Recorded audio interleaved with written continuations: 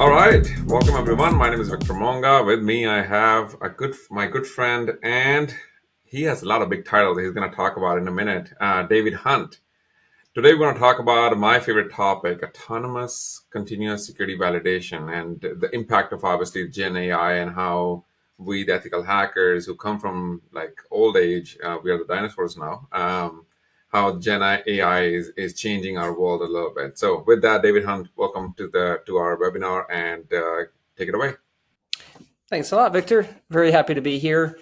And this is a topic that is definitely near and dear to me. So we'll be talking about continuous security testing and kind of that evolution. So my background as we get into this is, like Victor said, I've been kind of a few different places. So I was the former CTO at Praetorian. I founded a company called Prelude Security, which is actually a company that I started out of the research I started at MITRE, where I built and designed a tool called Caldera, which is a semi-autonomous, I like to call it, purple team framework.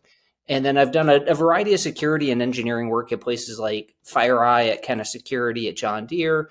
But the origins of my career is in offensive cyber operations, where I spent about 10 years on the USG side, US government side, doing red team and different cyber operations. I also wrote a book earlier this year called Irreducibly Complex Systems. It's a mouthful for a title, but it's really about continuous security testing and kind of the age of security testing up until about 2023.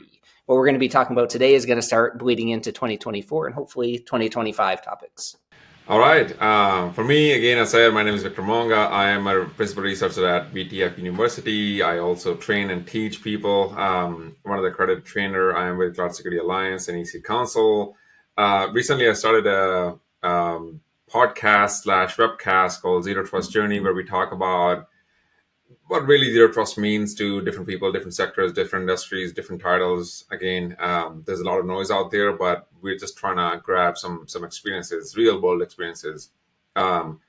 Just like David, a long time ago, I founded a company called Sigma Red Team. Again, ethical hackers. At that time, we didn't even know that we can get paid by hacking. It was supposed to be just fun, and then eventually, a bunch of us started the company and sold it actually. So. Recently, I found another company called Simple CTF, where we create capture the flag events for companies to actually prove their value of the technology and how real world threats actually get simulated into the platform. Last thing I will highlight, and I'm proud to actually write something with David Hunt as well. We call Simple Solutions Complex Problems. The thing about cybersecurity, and when we come to it, it's always complex problems when we look at it, but we need simple solutions. And in order to do that, a lot of times it starts with why are we doing it, and we'll talk more about it as we go through it today. Very good. And Victor just showed his age there really quick. He's been doing this ever since you couldn't get paid to do the work. Definitely doesn't resonate at my age. Speaking of, though, early days. So it's really good to level set kind of where we're headed in continuous security testing and the disruption we're starting to see in today's world by grounding ourselves in what has happened before us. I think it tells a lot of the story. Now, looking at the very beginning on security testing, we've gone through this kind of evolution. And it started off really in, call it the 1960s or 70s, but the 1990s, more Victor's bread and butter here. That's where a lot of stuff started to heat up in the age of the internet. So penetration testing was one of the first to kind of come out. And this really was bred out of compliance. Organizations needed to test this or that, their website, their configurations, their defensive posture. And so they leaned on something called penetration testing, which is the act of testing something usually from the perimeter, known vulnerabilities, throwing web requests against the website and kind of seeing what sticks and trying to get common vulnerabilities, CVEs, back. And so that was one of the origins. Now, that type of security testing always happened in a vacuum. It was once a year, maybe once a quarter if you were cutting edge, even in the 2010s. It wasn't common to see an organization run a penetration test more than once a quarter. And frankly, most organizations have never been that interested in looking at the results of a penetration test. Now, if you're like a lot of us on the red team side or the OffSec side, you're used to generating a pen test or even a red team, which we'll talk about in a second. And you're used to generating a report, you hand it over to the organization and they put it in a drawer or worse, they've already shipped the product, therefore there's nothing for them to do because they're just kind of getting you in to test it after the fact. So there are some obvious issues on the penetration side. I'll add one thing there. I know when it comes to pen testing, one of the vendors, I would name, but one of the vendors, they made fortune out of it, where they would just go back to the company every year, actually do the exact same, and not a whole lot of changes when you look at the PDF that they have generated from past 5 years. Not a whole lot of changes, and it's not on the vendor; it's on the customer side that they're not looking at it, they're not implementing the changes or recommendations or fixing the problems that pen test has already revealed. So again, as David said, it's an evolution where we started with out of compliance that we need to do it, but nobody's actually implementing the changes out of it, and that comes to the evolution of red teaming that David will talk about. Yeah, and so that's exactly why we on the offensive security side invented a new thing to do, red teaming. We said, hey, we can find more things that are more impactful in our customer environments by putting on kind of the mindset of a hacker and not just throwing attacks and exploits at a website, but starting to actually navigate inside the network or go from the outside perimeter to the inside and start to work our way around using what are now called MITRE attack tactics and techniques. So we would do, lateral movement to move from one machine to the other. We do credential access. We're not trying to find all of the vulnerabilities. We decided what we're going to do is try to find the most impactful vulnerabilities. So those are the ones that hopefully our customers can fix. If we don't give them 100,000 things to fix, but we give them 7, maybe that will do the trick. So that was red teaming. That quickly switched over to breach and attack because in security, what do you need? You need a product.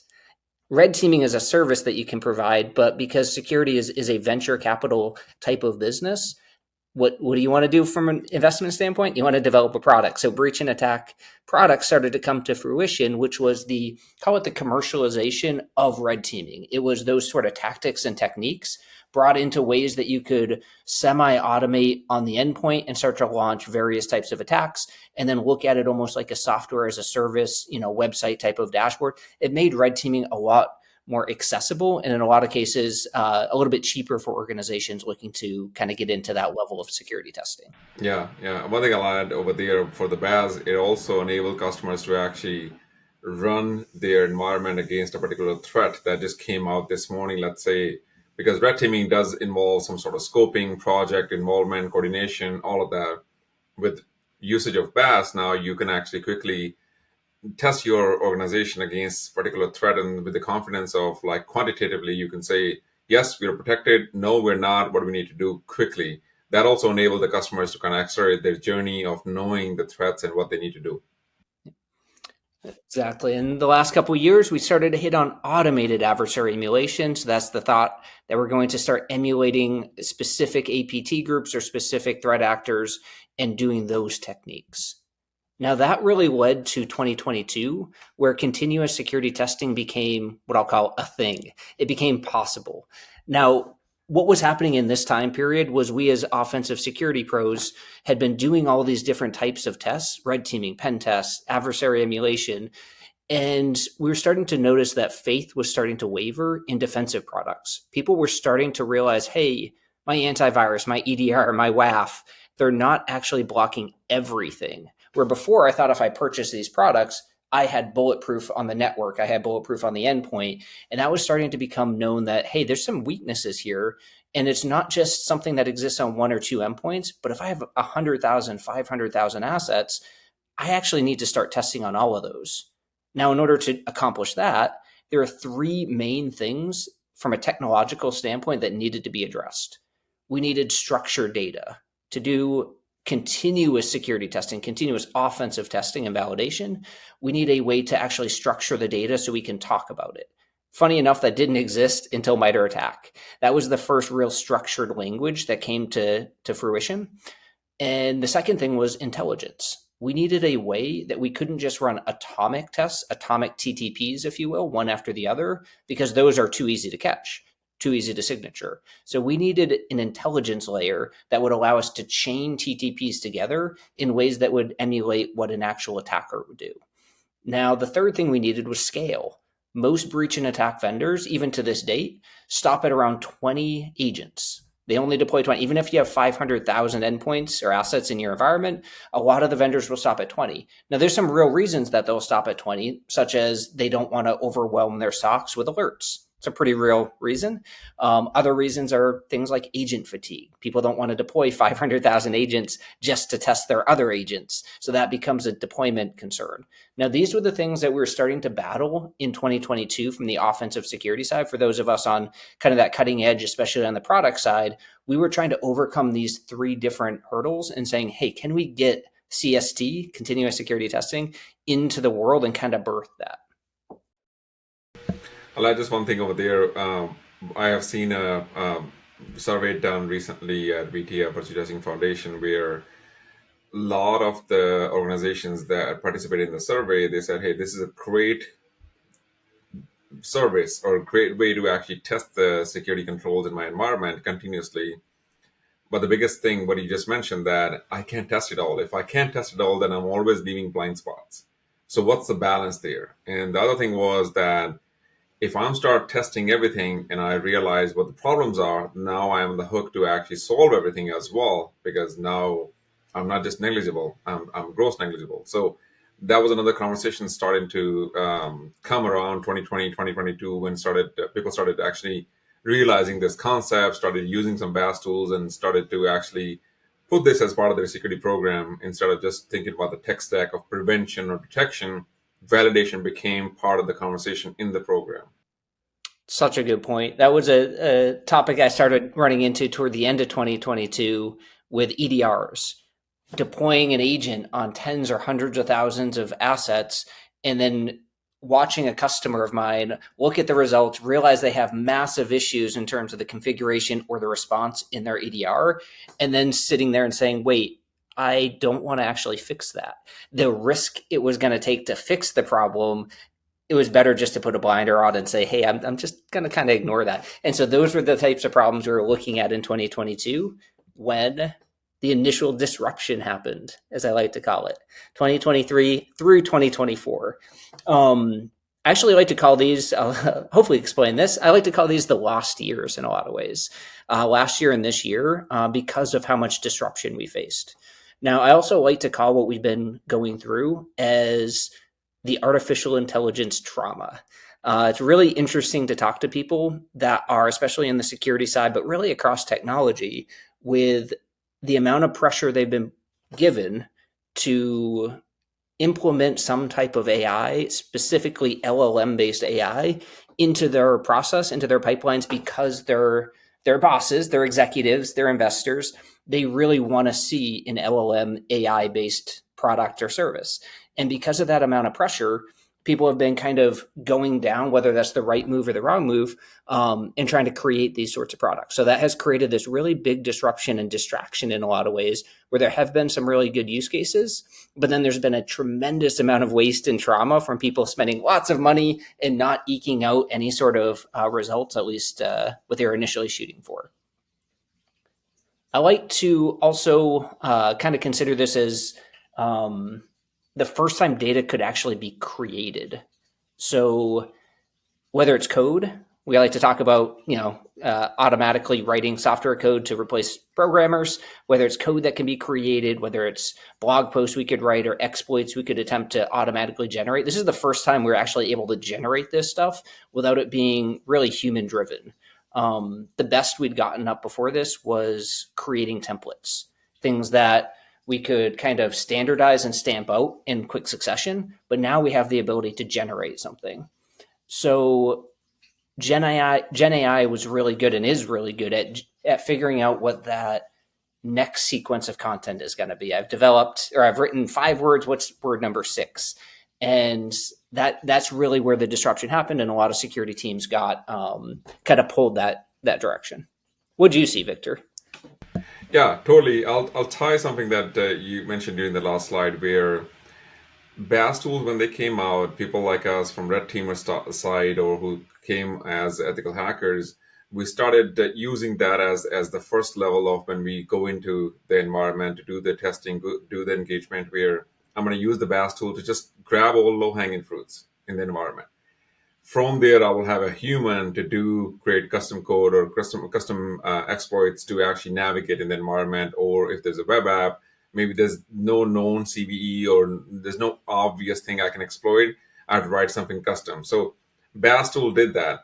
To your point, last 2 years and especially this year, a lot of the red teamers, ethical hackers, I wouldn't say they got replaced, but now people who doesn't come from this background, they can also do the same as well.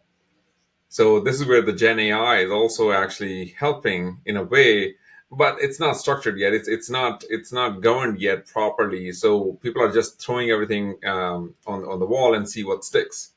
That's just Yep. what's been happening because there's no proper guideline how to use Gen AI when you're doing the red teaming or ethical hacking or penetration testing. How do you use it? Everybody's just trying all the ways when it comes to it. Yeah. And so now I'd like to enter what I'd call the next disruption. What happens in 2025 and beyond? Now, in terms of continuous security testing, as we've kind of seen, there's been this evolution of point in time and various categories of security that all of a sudden got disrupted right when we were starting to figure out continuous security testing at scale. And all of a sudden we got distracted for 2 years. And now, as we enter 2025, it becomes okay, now how do we actually start bringing measurable security, better security to the organizations that we work for, the customers we're actually trying to secure? Now, I believe that there's going to be two camps that are going to emerge. Now, I think we're going to see data that can be generated and data that can be accessed. Now, what is data? If you talk to any of the executives, any of the investors out going to the different conferences and so forth, data is the next frontier. Everybody wants to be a data company because they're starting to realize that there's a lot of value in the data you can collect in various industries if you go deep. So in security, it's the detection data that you're collecting if you're, say, an EDR or a SIM, or the traffic if you're on the IDS side. So collecting that very specialized data and storing that becomes a very valuable thing because you can use that in the different Gen AI models. That's starting to become a trend. Now, generated data is the data that is right up Gen AI's avenue. So it's code that can be created, it's exploits that can be written, it's templates. If you use things like really good projects out there, including Caldera, but Atomic Red Team, a lot of the BAS vendors, you have these templates that you can write. Nuclei is another really popular one. When a CVE comes out, you can automatically generate a template for it. Phenomenal at that, allows you to test very quickly. Detection rules on Sigma or on Splunk. So that's generated data. And I think that's going to continue to explode as we've seen in the last 18, 24 months. Now, the second type of data, the one that I think is going to start to become a thing in 2025, is the data that needs to be accessed. I like to call this the expensive data. And by expense, I mean CPU intensive. This is data that exists in the world that's tangible that you just need to be able to access and have in real time. So this could be things like information about a computer, like what ports are open. You can't generate that information. You need to access that, and it is CPU intensive to access that information, and you need to do it constantly because it's always being updated. That's the type of access data. Now, that data can be used, of course, with the generated data, and those two things can marry. Now, both of those types of data can actually be used to train the models. And so I think what we're going to start to see in 2025 as the world of AI kind of slows down a little bit, people kind of set back and kind of say, hey, what am I actually doing now? How am I producing value? I think we're going to start to see these two camps emerge, and we're going to see a certain amount of companies or products and people focused on generative data, and a certain amount of people focused on access data. And I think in security, we're going to see a lot more on the access data because we have, just frankly, in security, a lot of really deep, interesting, structured data at our fingertips that we just haven't been focusing on because we're focused on how do we generate more content. Yeah, and I'll add 2 cents to that. Where I think you're absolutely right, and I love the part where you said two camps. We talked about this briefly, where there's a platform consolidation happening because companies are just sick and tired of having best in the breed for every little thing they're doing. So now they're going through risk-based approach, tiered approach that High risk, sure, best in breed. Low risk, let's consolidate our tech stack. Security, Gen AI, and from the lens of our ethical hackers or red teamers, we will become part of it. To your point, David, where it's going to be the data we already know about our environment or about our assets. That's the data I'm going to use. But now I have the platforms, the blue teamers, if you will, where when something happened and I have seen the exploits or I have seen the problems or I've seen that this can become a risk very quickly, the threat is there, likelihood has increased, back to risk equation. Now I can actually put compensating controls, or a ticket gets generated automatically in ServiceNow, or a message has been sent to Slack based on the tier. So the AI will do that for us, where it used to be a cumbersome process to find who's the data owner, who's the system owner, how do I actually do this, that, and the other. All of that is already stored in this brain of Gen AI, and that's the data will be generated on the fly to help the data access the data where the data has already been retained.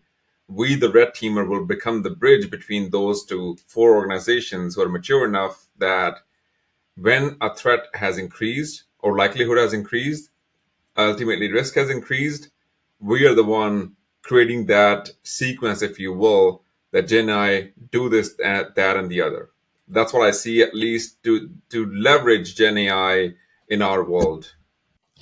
Yeah, and I think somebody put it to me this way last weekend, actually, which is it's almost like in this new age we're going into, what we're doing on the red teaming side and what we're doing in offensive security is turning into adding context. We no longer have to create the exploits. We no longer have to access the data, but we have all of that at our fingertips. And our jobs now becomes how do we apply context, our experience, our knowledge in order to tell people what does it mean? That's where we can come in. Yeah, we always said it. We want to be a translation between the exploits or the threats to the risk and the business. We were never able to do it because we always have to be focused on the actual job, which is running the exploits and actually making sure that how Yeah. bad it can get. But now that with the leverage of AI, we'll be able to have those exploits run on demand or just in time. Now we can be the translator that this is what the threat is, this is what the exploit generated by Gen AI, and this is what the risk is. We need to mitigate it. We can be truly the translator that we've always wanted to be, I think. Yeah, a good example, Victor, is I must have spent 4 or 5 hours today working through trying to bypass cores in a very specific web app scenario. Now, my Gen AI that I'm using, bouncing between a few different paid versions, couldn't quite figure it out. So I had to go back to kind of the pencil and paper Sure. and figure it out that way. But that's the type of thing where it's like me spending 4 or 5 hours trying to figure that out. If that is solved in seconds in the future, which I believe these systems will continue to get smarter to do so, Yeah, and that's going to free up some time for us. that's right. That's right. Yeah, again, at the end of the day, we want to add value back to the business. Exactly. So a couple examples here. So how do this generated data and access data, how do they complement each other when it comes to continuous security testing, and what should we expect to see in the future, and what can we really start leaning into? So for examples here, so we can access the data that's coming from SIM and EDR, IDS, WAF, all that traffic data we talked about, detection data. That's accessible. We need to access it. This is tangible data that exists in the world, and it's real time. So we can access that, and then we can generate a new detection. So by accessing the data, we can realize what is suspicious versus benign traffic. And then for the suspicious, let's generate that detection. Now, when it comes to CVEs, we can access the latest CVE data or the latest vulnerability that, say, CISA publishes into the KEV, the known vulnerabilities. And that's just us getting that real-time data. We need to access that. Now, what can we do with it? Boom, pipe it over to GenAI. Let's automatically generate a patch. All right. What about login pages? We can access exposed login pages. That's real live data that exists in the world. Now, what can I do with that information? I can attempt to automatically generate an exploit. In order to generate the exploit, I need to know where the login pages are. That's access data.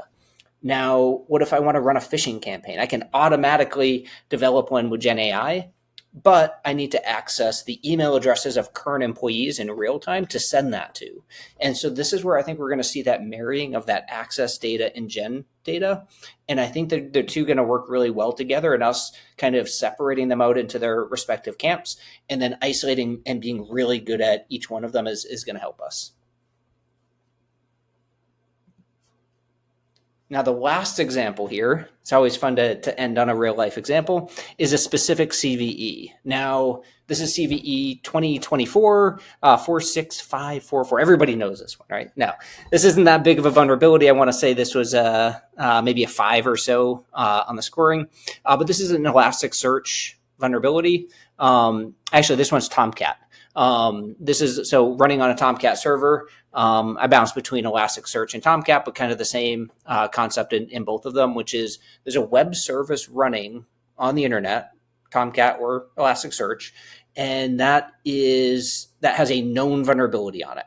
That's kind of the example we're in, right? Known web service, known vulnerability just came out. And what I like to call the Wall Street Journal threat intelligence feed, your CISO comes to you and says, hey, am I protected from this web service vulnerability that just came out yesterday? This is a common question that comes down to the security teams from the CISO, and it's usually they source it from the Wall Street Journal, which is why I kid about that. Now, they come to us and say, hey, in this case, Elasticsearch, there's a resource allocation vulnerability. Am I protected by it? Now, there's actually 5 steps that we as a security team have to go through in order to answer the CISO's question. First question is, do I actually have Elasticsearch?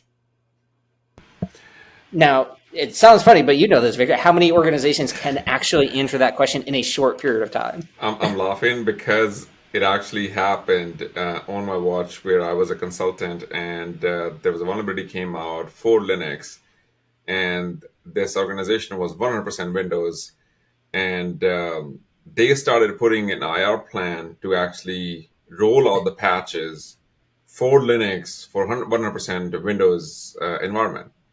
So on the other side, to your point, where a lot of us are like, I actually don't know. Maybe we do have some Windows machines or Windows environments where we just don't have visibility. We don't have asset information. So to your point, exactly, like first back to always asset information. Do I have that at my fingertips? Can I confirm that confidently or not?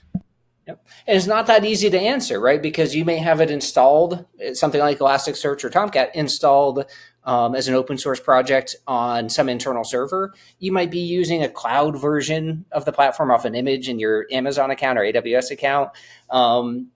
You really have to understand, did I purchase Elasticsearch, or would my team have purchased Elasticsearch at some point? So understanding that, yes or no, okay, we can get to that answer. That's information we need to have relatively quickly at this organization. Now, question number 2 is, okay, I have it. So where are my Elasticsearch servers? Well, that's tricky because I know I have it. We purchased it. Now, I know Elasticsearch runs at port 9200 is kind of the primary port.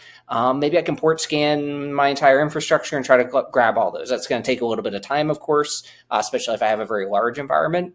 And then I have to rely on the fact that I know my IP address ranges and my different environments in order to scan the right things, which of course, I'm only going to have a partial list. I'm going to maybe miss some of my Elasticsearch servers, but this is that access data. So we're still on that. Do I have Elasticsearch and where are the servers? This is access data at this point that I'm trying to uncover. Now, question number 3, is my Elasticsearch version vulnerable? Just because you have Elasticsearch and you know where they are doesn't mean that you need to patch them. Maybe they already are on the latest patch and they're good to go. Now, you need to actually look at each one of them, whether it's automatic or manual, and figure out what version are these running. Again, you can get this through a scan most of the time, but if these are tough to reach locations or ones that you're kind of probing from the outside, you may not have the ability unless you can authenticate against them, which makes it a little bit more complicated. But you can still do that. Again, this is access data.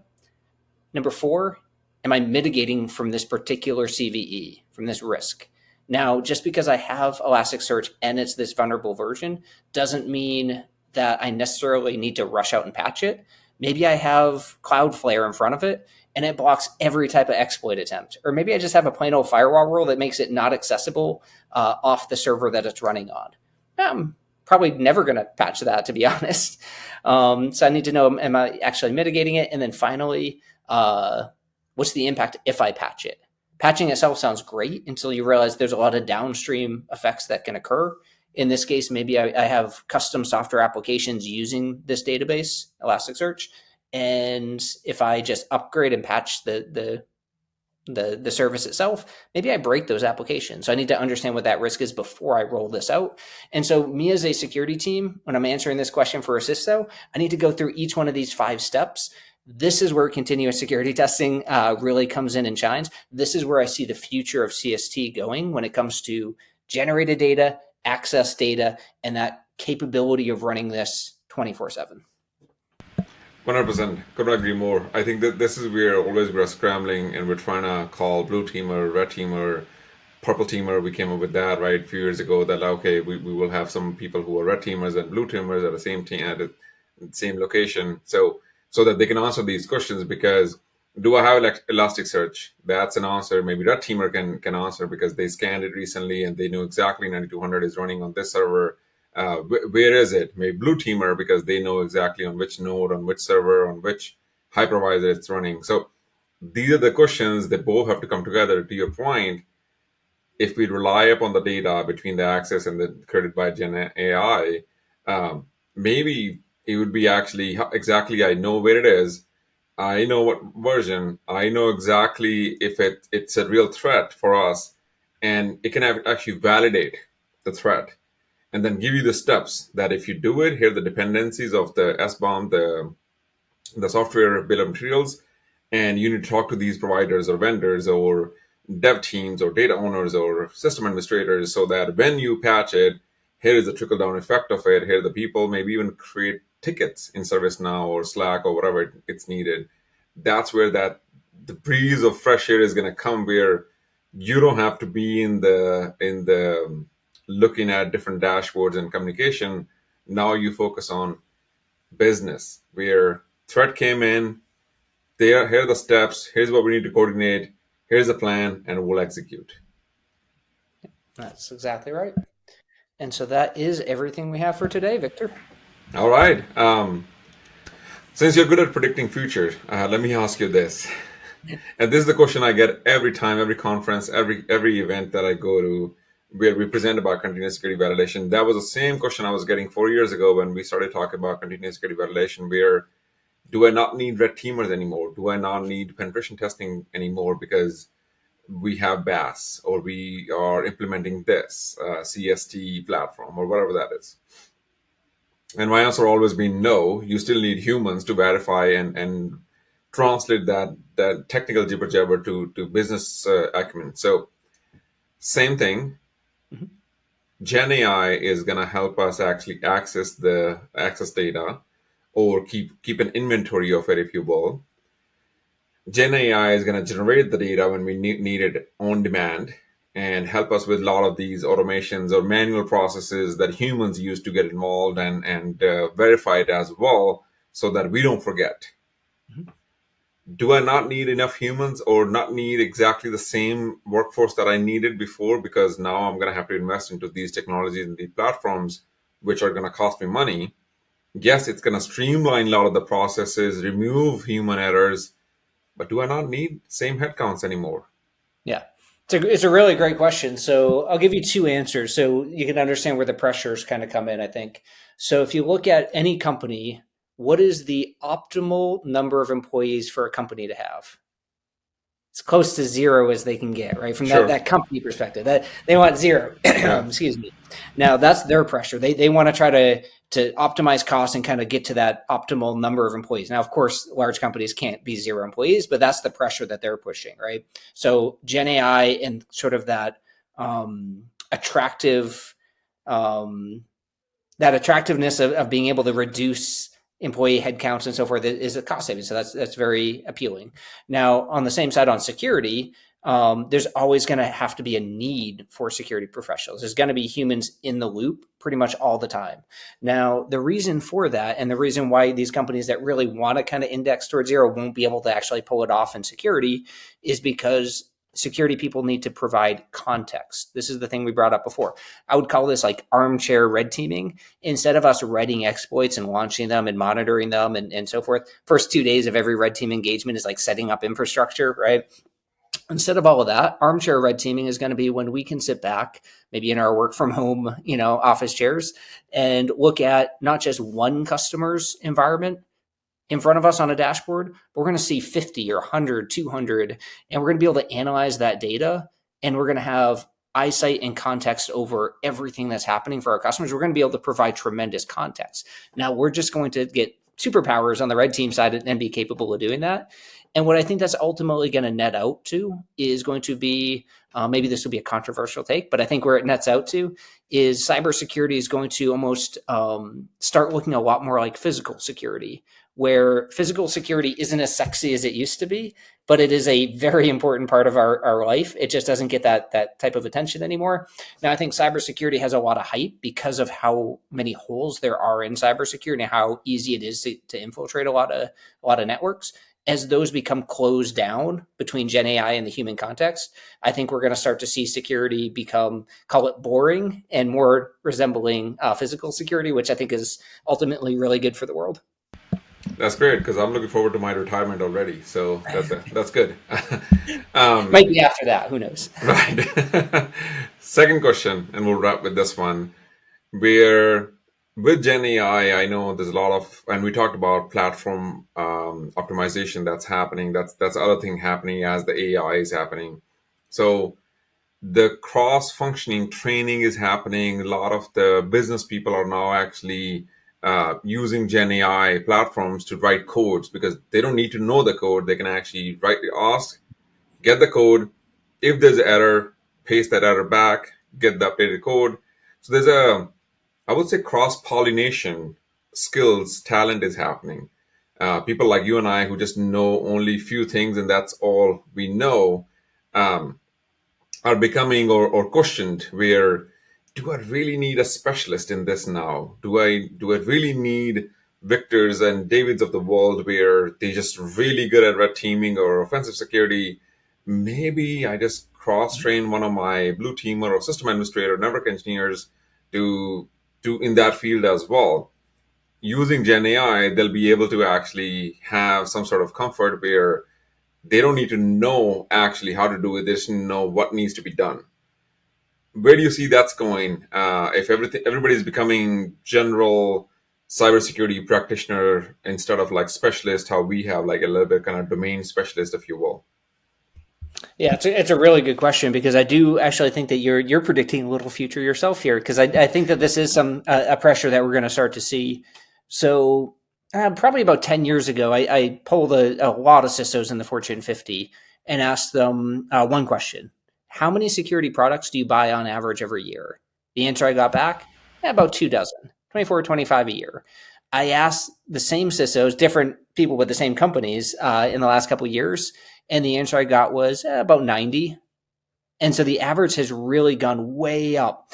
Now, what that has done to the cybersecurity industry is that has actually introduced a lot of need for specialists across all these different categories of security: web application, red teaming, software, secure by design software, the SLDC lifecycle, like all these different things, right? It's created all these specialties. Now, organizations are no more secure today than they were 10 years ago, despite the tripling of the security products.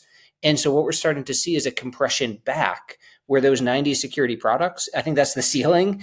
Everything CISO says today is basically consolidation. My 91st product is going to be my 85th. That's right. And so we're I going to see quote that. that every time. Yeah. Sorry enough. Yeah, I use that every time in my presentations. Yeah, I've heard it so many times. The numbers shift slightly, but it's the same thing I keep hearing. And so we're starting to see that compression go back down. I think we're going to be somewhere between 25 and 90 in terms of where things are going to kind of net out on security products. But what that's going to do is that's going to create much more generalists as part of it because you don't have as many specialists if you have that fewer tools. Now, does that diminish the value the specialists do bring, though?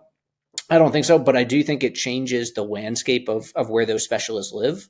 They may not necessarily be employed at a place like a large department store, may not have a need for a threat intelligence analyst, maybe that goes away, and that threat analyst instead is working on the government side or in CTI specifically, not for a department store, but just within CTI for a security company. So I Yeah. do think the positions we're going to start to see that shift, but Yeah. I don't think specialists will go away. Yeah, and I think we have seen the same with the IT consolidation as well. When like a decade or 15 years ago, whenever everything starts going into cloud, we start seeing people who are really good at network engineer, storage engineer, engineer, or administration or architect.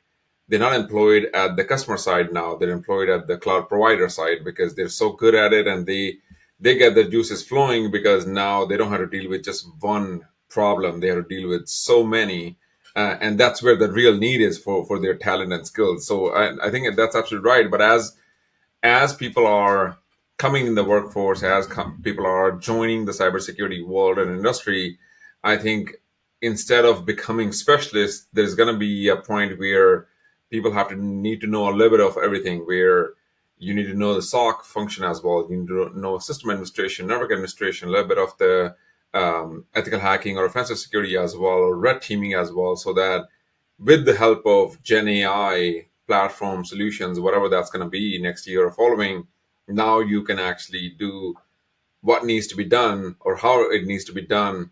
But you are the translator between the business and the technical jibber jabber. So I think that's where it's going. I think.